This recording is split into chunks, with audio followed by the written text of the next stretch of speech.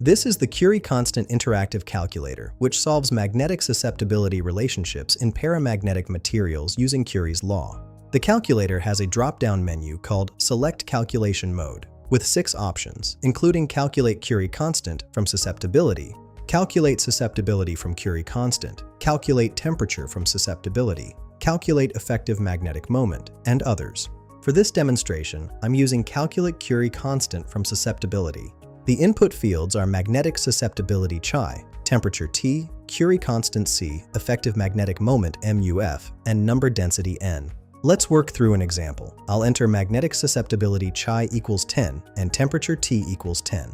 I'll also set Curie constant C, effective magnetic moment MUF, and number density N to 10. After clicking Calculate, the results show Curie constant C equals 1,000 E plus 2K, confirming the relationship. At T equals 1000K, Chi equals 1000 E plus 1.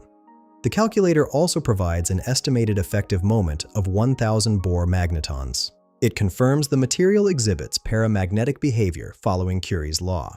This tool streamlines magnetic property calculations for material characterization. Find the link in the description below.